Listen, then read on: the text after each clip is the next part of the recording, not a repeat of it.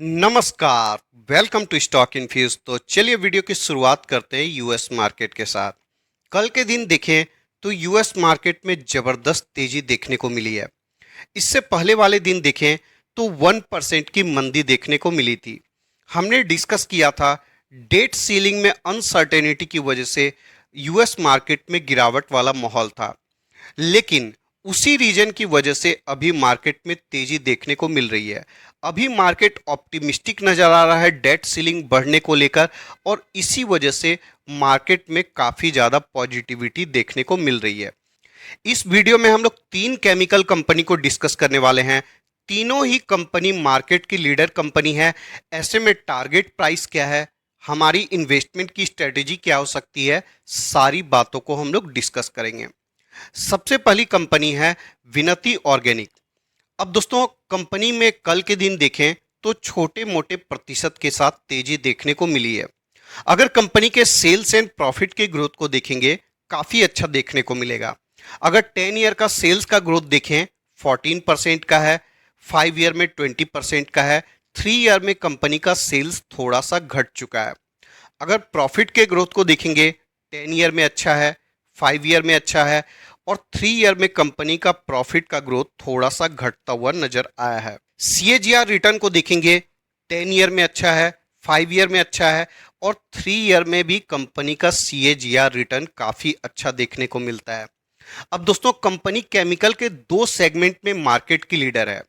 अगर आप देखेंगे तो कंपनी आईबीबी के सेगमेंट में ग्लोबल मार्केट लीडर है, और ग्लोबली कंपनी के पास 65% का मार्केट शेयर है। ये बहुत बड़ी बात है।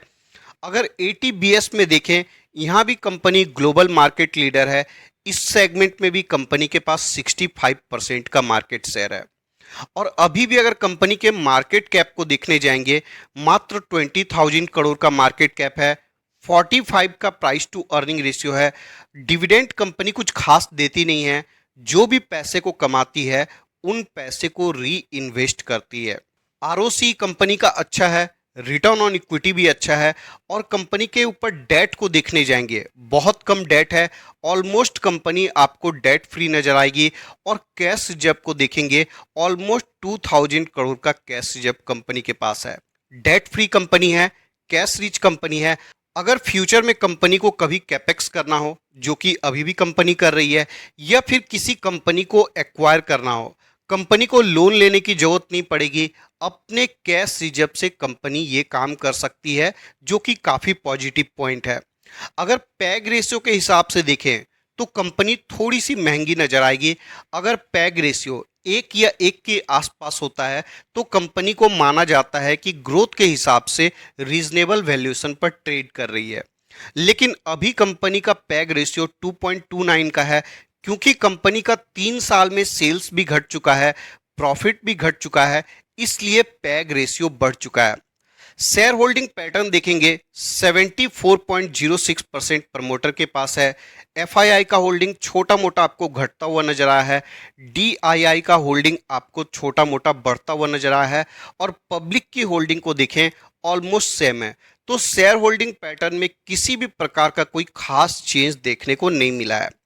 अगर कंपनी में पॉजिटिव पॉइंट की बात करूं, कंपनी लगातार कैपेक्स कर रही है, केमिकल के नए नए सेगमेंट को एक्सप्लोर कर रही है, ताकि कंपनी में लगातार ग्रोथ बनाया जा सके और अपने शेयर होल्डर को अच्छा रिटर्न कंटिन्यू प्रोवाइड किया जा सके।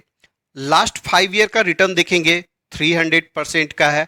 आपके पैसे को लास्ट 5 ईयर में कंपनी ने 4 गुना बना कर दिया है।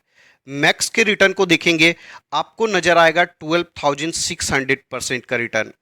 और दोस्तों, ये टाइम पीरियड देखने जाइएगा, 2009 से ये रिटर्न देखने को मिलता है। तो कंपनी रिटर्न के मामले में काफ़ी अच्छी है।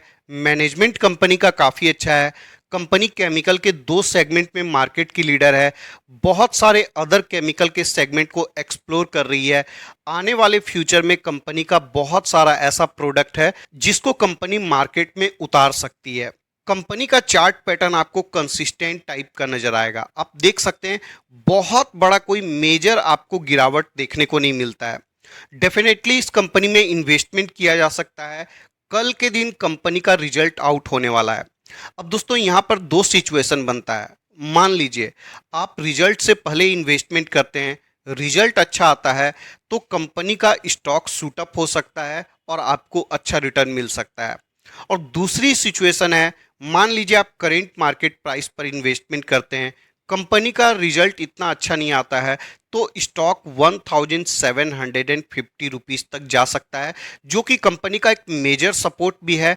और स्टॉक के 1750 रुपीज से नीचे जाने की संभावना बहुत कम है। ऐसे स्टॉक मार्केट में कुछ भी हो सकता है, लेकिन मैं मेजर सपोर्ट के हिसाब से बात कर रहा हूं, जो टेक्निकल्स में नज़र आ रहा है कि स्टॉक 1700 रुपीज पर एक बहुत अच्छा सपोर्ट ले सकता है। तो डिसीजन आपको लेना है कि आप रिजल्ट से पहले इस कंपनी में इन्वेस्टमेंट करना चाहते हैं या फिर रिजल्ट आने के बाद एश्योर होकर इन्वेस्टमेंट करना चाहते हैं। लॉन्ग टर्म में कंपनी आपको काफ़ी अच्छा रिटर्न बनाकर दे सकती है। अब देखिए दोस्तों, मार्केट में आपको बहुत सारी केमिकल कंपनी देखने को मिलेगी, बहुत सारी नई लिस्टेड कंपनी है, लेकिन आपको जो ज़्यादा पैसा इन्वेस्टमेंट करना है वो थोड़ी सी पुरानी कंपनी में करनी है। अब इस कंपनी का मार्केट कैप भी बहुत ज़्यादा बड़ा नहीं है, तो फ्यूचर में भी कंपनी कंटिन्यू ग्रोथ ला सकती है। और कंपनी के मैनेजमेंट ने अपने आप को प्रूफ किया है, मार्केट में कंपनी ने अपने आप को प्रूफ किया है, कंसिस्टेंट बेसिस में अपने शेयर होल्डर को रिटर्न बना कर दिया है।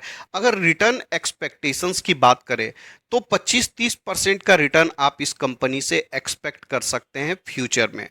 नेक्स्ट कंपनी है डिवीस लैब। अब दोस्तों ये कंपनी एपीआई के सेगमेंट में मार्केट की लीडर है, फंडामेंटली बहुत स्ट्रांग कंपनी है। मार्केट में जितनी भी फार्मास्यूटिकल कंपनी लिस्टेड है उन सारी कंपनी में इस कंपनी का रिटर्न सबसे अच्छा देखने को मिलता है। अब टीवी पर बहुत ज़्यादा डिस्कस किया जाता है Sun Pharma, doctor Reddy, ETC ETC को, लेकिन अगर रिटर्न का कंपैरिजन करेंगे तो डिवीस लैब का रिटर्न आपको सबसे अच्छा नजर आएगा। अगर करेंट मार्केट प्राइस पर रिस्क टू रिवार्ड रेशियो देखें तो बिल्कुल इन्वेस्टर के फेवर में नजर आता है। अब दोस्तों इस कंपनी का जो सबसे ज़्यादा रेवेन्यू आता है, प्रॉफिट आता है, वो एक्सपोर्ट मार्केट से आता है। और आपको पता है पिछले काफ़ी समय से फार्मा के सेक्टर में एक्सपोर्ट मार्केट काफ़ी मंदा चल रहा था और इसी वजह से स्टॉक भी परफॉर्म नहीं कर रहा था। लेकिन अभी के समय मैनेजमेंट के तरफ से कमेंट्री निकल कर आया है कि हमारा एक्सपोर्ट काफ़ी अच्छा बढ़ चुका है। 20 तारीख को यानी कि परसों कंपनी का रिजल्ट आने वाला है और आशा है कि कंपनी का रिजल्ट अच्छा आएगा। अगर रिजल्ट अच्छा आता है स्टॉक में आपको अच्छी तेजी देखने को मिल सकती है। अब दोस्तों इस स्टॉक को हमने 2800 रुपीज के आसपास डिस्कस किया था। अगर टारगेट प्राइस को देखने जाएंगे, मोतीलाल ओसवाल का टारगेट देखिए 2620 रुपीज का है, काफ़ी कम है। अगर आईसीआईसीआई सिक्योरिटीज के टारगेट को देखें 3000 का है। उसके बाद अगर प्रभुदास लीलाधर का टारगेट देखिएगा 2700 का है। तो ज़्यादातर ब्रोकर के अगर टारगेट को देखिएगा तो आपको डाउनसाइड नजर आएगा। लेकिन दोस्तों मार्केट में होता जनरली उल्टा है, जो अच्छी कंपनी होती है उनका टारगेट नीचे दिया जाता है, जो कंपनी अच्छी नहीं होती है इन्वेस्टमेंट करने के लिए उन कंपनियों का जनरली टारगेट ऊपर की तरफ दिया जाता है। तो दोस्तों ये आपको समझकर चलना पड़ेगा कि कभी भी ब्रोकर के टारगेट को देखकर इन्वेस्टमेंट का डिसीजन नहीं लिया जाता है। अच्छी कंपनी है, फंडामेंटली स्ट्रांग कंपनी है, हमने ट्रैक रिकॉर्ड देख लिया, साथ में अगर कंपनी सपोर्ट पर अवेलेबल है, बड़ी डिस्काउंट के साथ अवेलेबल है, तो इन्वेस्टमेंट करने का ही मौका देखना चाहिए। चाहे ब्रोकर कोई भी टारगेट प्राइस दे रहे हों, इससे मतलब नहीं बनता है। लास्ट 5 ईयर का रिटर्न देखिएगा 182% का है और अगर मैक्स के रिटर्न को देखिएगा 36,000% का रिटर्न कंपनी ने प्रोवाइड किया है। अगर आपको फार्मा सेक्टर में इन्वेस्टमेंट करना है तो इस कंपनी से ज़्यादा अच्छी कंपनी इन्वेस्टमेंट करने के लिए कोई भी नज़र नहीं आती है। करेंट मार्केट प्राइस पर डेफिनेटली इस कंपनी में इन्वेस्टमेंट किया जा सकता है। रिस्क टू रिवार्ड रेशियो बिल्कुल हमारे फेवर में नज़र आता है, तो इन्वेस्टमेंट करने का मौका देखिए। आप इस कंपनी से कोई मल्टी बैगर रिटर्न की आशा मत करिए, लेकिन हाँ कंपनी आपको 25% का रिटर्न प्रोवाइड कर सकती है सेफ्टी के साथ। इस कंपनी में कोई बहुत बड़ा रिस्क मुझे नज़र नहीं आता है। नेक्स्ट कंपनी है फाइन ऑर्गेनिक। अब दोस्तों मुझे याद भी नहीं है कि मैंने फाइन ऑर्गेनिक को कितने बार डिस्कस किया होगा। ₹4,000 के आसपास डिस्कस किया था, ₹4,200 के आसपास डिस्कस किया था, उससे ऊपर के लेवल पर भी डिस्कस किया था। अभी के समय करेंट मार्केट प्राइस देखें ₹4,494 का है। अब दोस्तों अगर इसके 52 वीक हाई को देखने जाएंगे ₹7,300 का है। अगर कंपनी के चार्ट को देखिएगा, मैक्स में रिटर्न देखिए, 456% का रिटर्न कंपनी ने प्रोवाइड किया है। अभी कंपनी को लिस्ट हुए 5 साल भी नहीं हुए हैं, तो 5 साल से भी कम वक्त में कंपनी ने पैसे को 5.5 गुना बना कर दिया है। अगर चार्ट में देखिएगा तो कोई बहुत बड़ा मेजर आपको गिरावट देखने को नहीं मिलेगा। आप यहां पर देखिए, स्टॉक गिरता है, उसके बाद फिर से तेजी देखने को मिलती है। अभी पिछले कुछ दिनों में देखिएगा तो स्टॉक बहुत ज्यादा भाग चुका था और इसीलिए अभी के समय थोड़ी सी गिरावट भी ज्यादा देखने को मिलती है। ओलियो केमिकल एंड इसके डेरिवेटिव्स में कंपनी मार्केट की लीडर है। अब दोस्तों ओलियो केमिकल का मार्केट बहुत ही बड़ा है। ओलियो केमिकल का इस्तेमाल पेंट सेक्टर में होता है, प्लास्टिक सेक्टर में होता है, फूड सेक्टर में होता है, कॉस्मेटिक सेक्टर में होता है और बहुत सारा सेक्टर है जहां पर ओलियो केमिकल का इस्तेमाल होता है। अगर फंडामेंटल वाइज देखेंगे, कंपनी में किसी भी प्रकार का कमी देखने को नहीं मिलेगा। 13,000 करोड़ का मार्केट कैप है। वैल्यूएशन देखिएगा बहुत ही रीजनेबल देखने को मिलेगा। 23 का प्राइस टू अर्निंग रेशियो है। ये भी कंपनी कुछ खास डिविडेंड नहीं देती है। आरओसी कमाल का है, रिटर्न ऑन इक्विटी कमाल का है, कंपनी डेट फ्री है और पैग रेशियो के हिसाब से भी कंपनी रीजनेबल वैल्यूएशन पर ट्रेड कर रही है। तो हर लिहाज से कंपनी इन्वेस्टमेंट करने के लिए काफ़ी अच्छी है। अगर सेल्स एंड प्रॉफिट के ग्रोथ को देखेंगे, 5 ईयर में 19% का है, 3 ईयर में 21% का है और ट्रेलिंग 12 मंथ में कंपनी ने बहुत ज़्यादा ग्रोथ शो किया है, इसलिए स्टॉक में भी बहुत ज़्यादा तेजी देखने को मिली थी। प्रॉफिट के ग्रोथ को देखिएगा, 5 ईयर में 27% का है, 3 ईयर में 24% का है और ट्रेलिंग 12 मंथ में कंपनी को बहुत ज़्यादा प्रॉफिट हुआ था। मार्केट का एक्सपेक्टेशंस इस कंपनी से काफ़ी बढ़ चुका है और मैनेजमेंट की तरफ से कमेंट्री निकल कर आई है कि हमारा प्रॉफिट का ग्रोथ जो होगा बहुत ज़्यादा खास नहीं होगा, नंबर इन लाइन होगा। आप देखिए किस तरीका से कंपनी का प्रॉफिट बढ़ा है। 52 करोड़ का प्रॉफिट था, 122 होता है, 160, 203। अब दोस्तों जब कंपनी का प्रॉफिट 52 करोड़ से बढ़कर 203 करोड़ हो जाता है विद इन 1 ईयर, तो मार्केट कंपनी से बहुत ज़्यादा एक्सपेक्टेशंस लगा देता है। लेकिन इस प्रकार का ग्रोथ कंटिन्यू लाना बिल्कुल इम्पॉसिबल है। जी हाँ दोस्तों, मैं इम्पॉसिबल बोल रहा हूँ क्योंकि ये ग्रोथ जो होता है ना, एक पीरियड होता है जब ऐसा ग्रोथ आता है। लेकिन अगर रेगुलर बेसिस में बात करें तो कंपनी का फिर भी ग्रोथ आपको काफ़ी अच्छा देखने को मिलेगा। अगर ईयर ऑन ईयर बेसिस में कंपनी के सेल्स को देखें, कंटिन्यू बढ़ता हुआ नजर आएगा। FY16 में 660 करोड़ का सेल्स था जो कि अभी बढ़कर 3,000 करोड़ का हो चुका है। अगर नेट प्रॉफिट को देखेंगे, 76 करोड़ का प्रॉफिट था जो कि अभी बढ़कर 591 करोड़ का पहुंच चुका है।